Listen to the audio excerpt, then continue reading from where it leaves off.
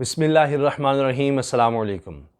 سعودی عرب مشکل میں ہے اور اس مشکل وقت میں ایک بہت ہی اہم گفتگو ہوئی ہے ٹیلی فون پر۔ پاکستان کے وزیر خارجہ شاہ محمود قریشی کی بات ہوئی ہے سعودی ہم منصب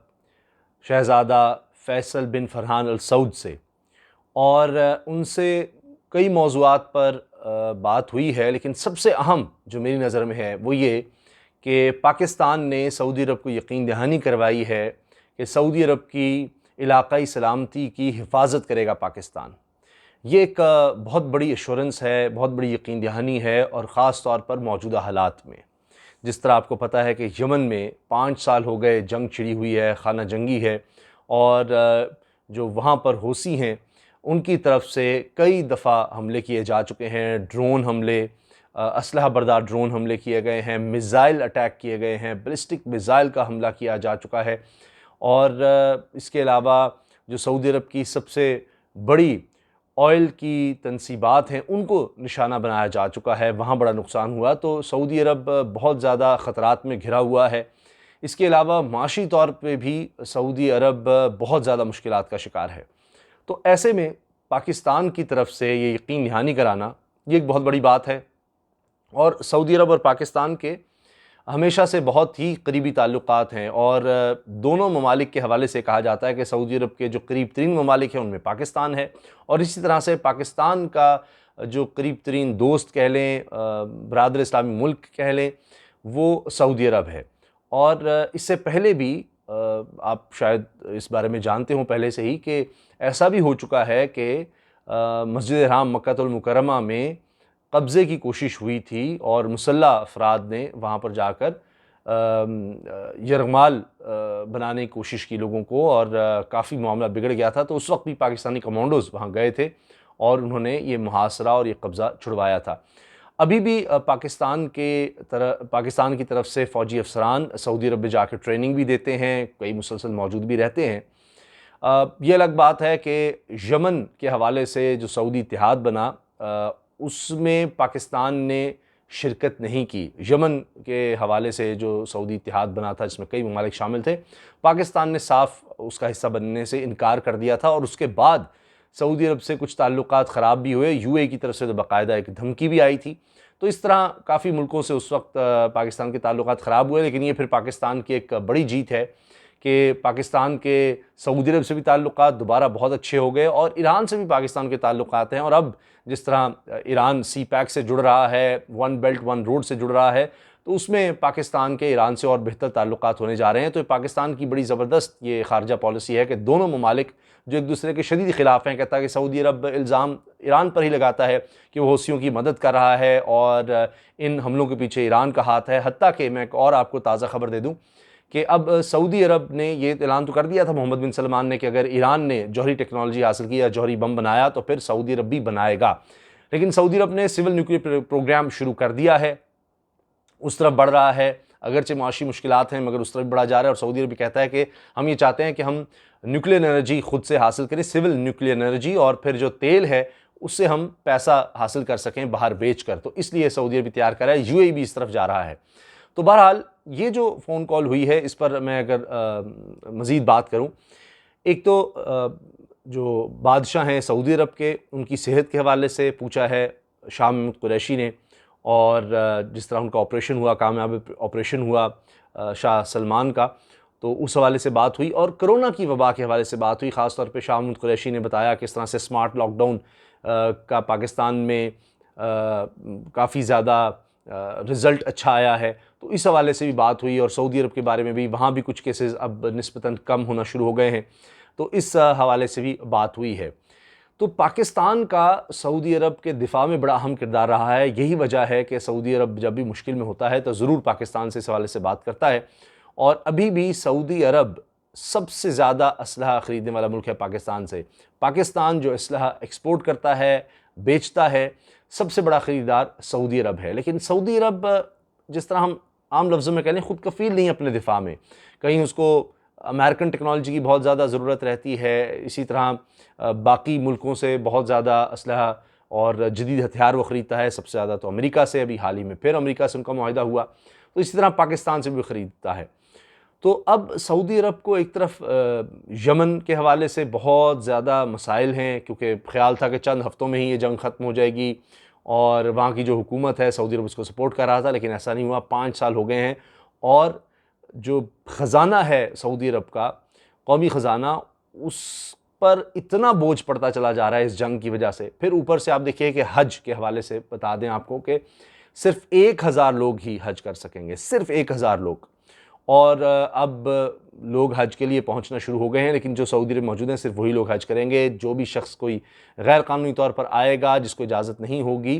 تو اس کو بے دخل کر دیا جائے گا۔ سخت انتظامات کیے گئے ہیں۔ تو یہ جو حج ہے یہ بھی سعودی عرب کی معیشت میں بڑا اہم کردار ادا کرتا تھا۔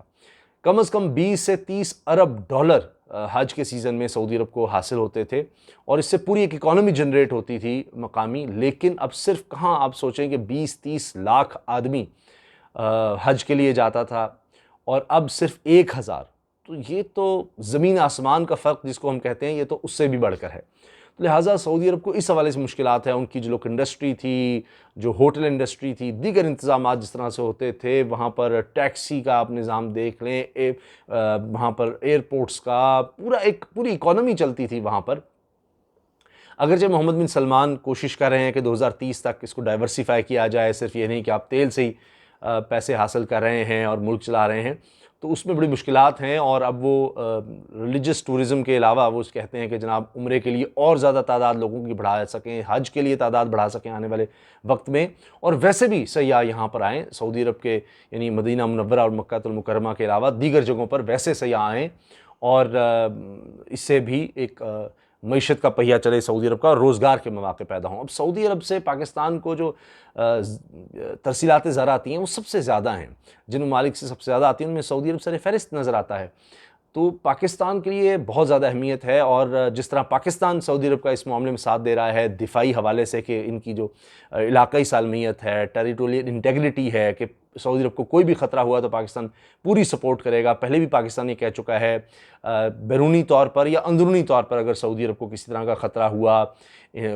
کوئی خلفشار ہوا، کوئی ٹوٹنے کا خطرہ یا اس طرح کے کوئی معاملات جو ان کی سالمیت کے خلاف، تو پاکستان بھرپور سعودی عرب کا ساتھ دے گا۔ تو اس ماحول میں جہاں پاکستان کی فوج دنیا کی سب سے اہم اور دفاعی صلاحیت پاکستان کی اسلامی ممالک میں سب سے زبردست کہی جاتی ہے، تو اس میں سعودی عرب بہت زیادہ انحصار کرتا ہے پاکستان پر، اس لحاظ سے کہ کسی بھی مشکل وقت میں پاکستان سعودی عرب کا ساتھ دے گا۔ یمن والا حوالہ میں نے آپ کو بتا دیا کہ پاکستان نے اپنا قومی مفاد دیکھا اور اپنے قومی مفاد کو دیکھتے ہوئے فیصلہ کیا، اور پاکستان کا جو فیصلہ تھا، پاکستان کے اداروں کا فیصلہ تھا، وہ نظر آ رہا ہے کہ بالکل 100% درست رہا، کہ یمن کے حالات آپ کے سامنے ہیں۔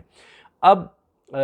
سعودی عرب کی طرف سے انویسٹمنٹ کا بھی پاکستان میں کہا جا چکا ہے۔ گوادر میں 10 ارب ڈالر کی ریفائنری کا ہے، آئل ریفائنری کا، کیونکہ یہاں سے پھر چین کو تیل جائے گا، تو اس کے لیے بہت بڑی ریفائنری ہے۔ 20 ارب ڈالر کا محمد بن سلمان 2019 میں جب پاکستان آئے تو انہوں نے اعلان کر دیا تھا کہ پاکستان میں یہ انویسٹمنٹ ہوگی، اور اس پر معاہدے بھی ہو گئے، اور مختلف جگہوں پر اس پر پروجیکٹ لگنے ہیں، جس میں پیٹرو کیمیکلز ہیں، معدنیات ہیں، اسی طرح سے انرجی کے معاہدے ہیں۔ تو یہ پاکستان کے لیے بڑے اہم، اور پھر ایک اور بہت ہی اہم اور خاص بات یہ کہ سعودی عرب نے جب یہ حکومت آئی تحریک انصاف کی، عمران خان صاحب وزیر اعظم بنے، تو سعودی عرب نے پاکستان کی بہت زیادہ مدد کی تھی۔ اس وقت گرانٹس بھی تھیں، ڈیفرڈ پیمنٹس پر آئل فیسلٹی دی، ڈائریکٹ اسٹیٹ بینک میں ڈالرز بھی رکھوائے۔ تو اس لحاظ سے سعودی عرب اور پاکستان ہمیشہ ایک دوسرے کے بڑے قریب رہے ہیں، اور یہی وجہ ہے کہ سعودی عرب ایکسپیکٹ کرتا ہے کہ جب بھی کوئی مشکل ہوگی تو پاکستان اس کا ساتھ دے گا، اور پاکستان نے بھی اس طرح کا اعلان کیا ہے۔ اب یہ دیکھیے کہ ایک اور بڑی چیز یہ ہے کہ پاکستان اور سعودی عرب کے درمیان جو تجارت ہے وہ بھی بڑھتی نظر آ رہی ہے، اور نہ صرف یہ کہ بڑھ رہی ہے بلکہ اس ماحول میں کرونا کی وبا کے دوران صرف جون میں ہی 34% اس میں اضافہ ہوا ہے، اور پاکستان کی برآمدات سعودی عرب کے لیے دن بدن بڑھ رہی ہیں۔ اعداد و شمار جو بتائے گئے ہیں کہ مالی سال 2020 میں ہی 2 ارب 18 کروڑ 10 لاکھ ڈالر تک بڑھ چکی ہے باہمی تجارت، 2 ارب 18 کروڑ 10 لاکھ ڈالر سے بڑھ چکی ہے۔ اور اس میں جو پاکستان کے لیے اچھی بات یہ ہے کہ پاکستان کی برآمدات بڑھی ہیں، سعودی عرب کو ایکسپورٹس بڑھی ہیں، جبکہ امپورٹس درآمدات کم ہوئی ہیں۔ اور 2017 میں یہ حجم تھا 33 کروڑ 69 لاکھ ڈالر تھا، جو پاکستان برآمد کر رہا تھا ہر سال سعودی عرب کو، اس کا حجم یہ تھا۔ پھر 2019 میں 34 کروڑ 20 لاکھ 80 ہزار ڈالر ہو گئی برآمدات۔ پھر 2020 میں مزید بڑی ہیں، 44 کروڑ 61 لاکھ 80 ہزار ڈالر تک پہنچ گئی ہیں پاکستان کی ایکسپورٹس، اور یہ 44 کروڑ 61 لاکھ ڈالر کو لگ بھگ 70 ارب روپے سے یہ یقین زیادہ بنیں گے۔ البتہ سعودی عرب سے جو درآمدات ہیں ان میں کافی زیادہ کمی ہوئی ہے۔ 2018 میں 3 ارب 21 کروڑ 30 لاکھ ڈالر کی پاکستان درآمدات کر رہا تھا سعودی عرب سے، اور پھر 2020 میں یہ صرف 1 ارب 73 کروڑ اور 50 لاکھ ڈالر رہ گئیں، یعنی تقریباً آدھی رہ گئی ہیں یہ 2018 کے مقابلے میں۔ 2020 میں درآمدات آدھی ہو گئی ہیں سعودی عرب سے، جو کہ صرف 1 ارب 73 کروڑ 50 لاکھ ڈالر رہ گئی ہیں۔ تو یہ نظر آ رہا ہے کہ پاکستان کی ایکویشن ایکسپورٹ کے لحاظ سے سعودی عرب سے بہتر ہو رہی ہے، تعلقات اپنے مفاد میں فیصلے کرتے ہوئے بھی سعودی عرب سے بہتر ہو رہے ہیں۔ سعودی عرب کو انشورنس بھی پاکستان کروا رہا ہے، مزید قریب ہو رہا ہے سعودی عرب اور پاکستان، اور ساتھ دیکھیے کہ ایران سے بھی پاکستان کے تعلقات مزید بہتر ہونے جا رہے ہیں، اور یہ ایک بہت بڑی بات ہے پاکستان کے لیے، اور اللہ کرے کہ وہ وقت بھی آئے کہ جب پاکستان جس طرح دونوں ممالک کے قریب ہو رہا ہے، سعودی عرب کے تو پہلے سے بہت قریب ہے، ایران سے بھی اچھے تعلقات رہے۔ بہرحال ایران ایک وقت میں چونکہ انڈیا کے بہت قریب تھا، اگرچہ سعودی عرب بھی ہے، یہ بھی ایک دلچسپ صورتحال ہے۔ بہرحال تو پاکستان ایران اور سعودی عرب کے تعلقات میں جو کشیدگی ہے اس کو کم کر سکے، کیونکہ ابھی احمد نژاد نے، ایران کے سابق صدر ہیں، انہوں نے خط بھی لکھا ہے محمد بن سلمان کو کہ آئیں مل بیٹھ کر ایک ایسا اجلاس بلائیں، یا ایک ایسی باڈی بنائیں، تنظیم بنائیں کہ جو یمن کے معاملات کو حل کر سکے۔ تو یہ سعودی عرب بھی اس کو سراہ رہا ہے، وہاں بھی اس کو اکنالج کیا گیا اس خط کو احمد نژاد کے۔ تو اللہ کرے کہ آنے والے وقت میں یہ ممالک مل کر ان معاملات کا حل نکال سکیں۔ اللہ حافظ۔